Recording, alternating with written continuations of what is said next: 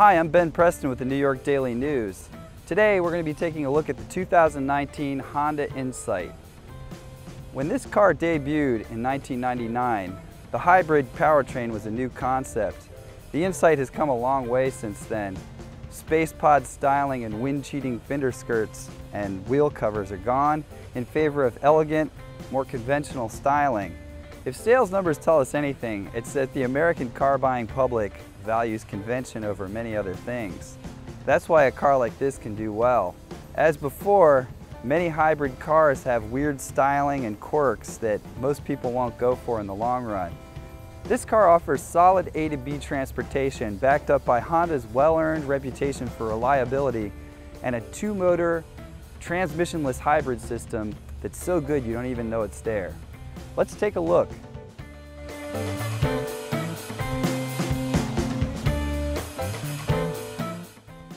The Honda Insight is loosely based on the Civic.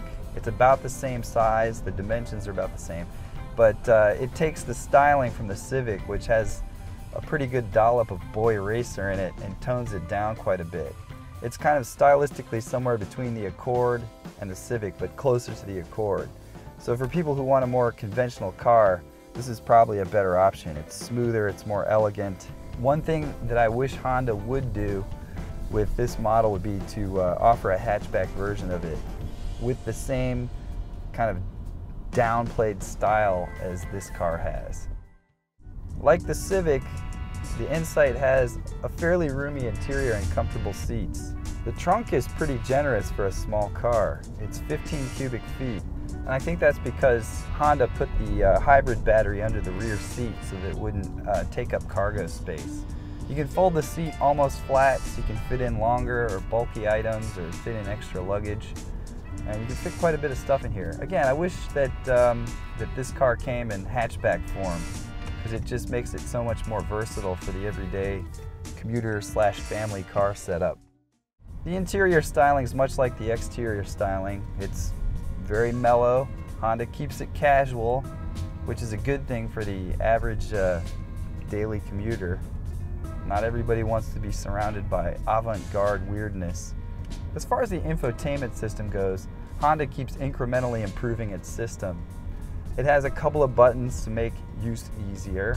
It would be nice to have a tuning knob for the radio and the satellite radio. It's fairly easy to use, and I think with continued use it wouldn't be a big deal. That said, there are better out there. Acura has that trackpad some people hate.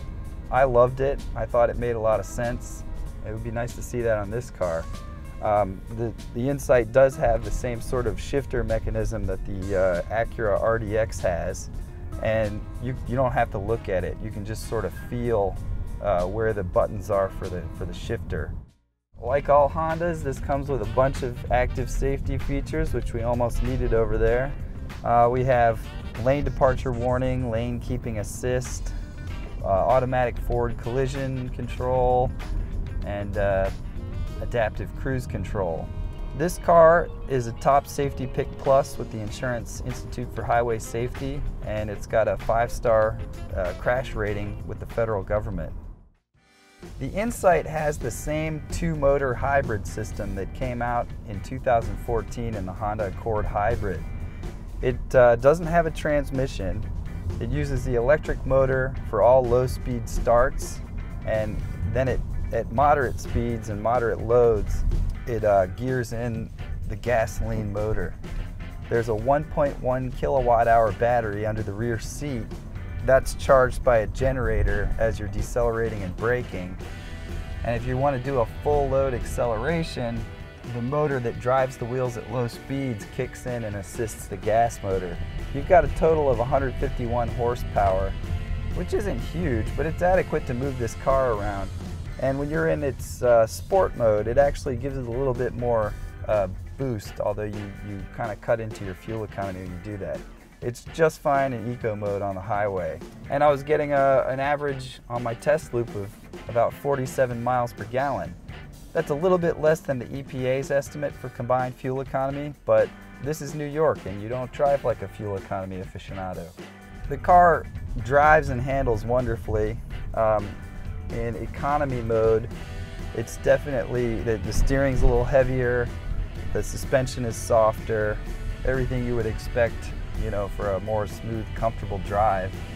And then when you put it in sport mode, the steering quickens up a bit. One of the best things about this car, and you know, this is another Honda thing, is value. This is a hybrid, and oftentimes hybrids carry a much higher price tag than their gasoline-powered counterparts. And this one's certainly more expensive than a base level Civic, but you can still get one, the base version, for less than $23,000.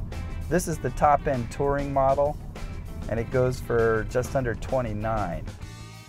For those on the market for a sober, dependable, compact sedan that gives great fuel economy, it's tough to do much better than the 2019 Honda Insight.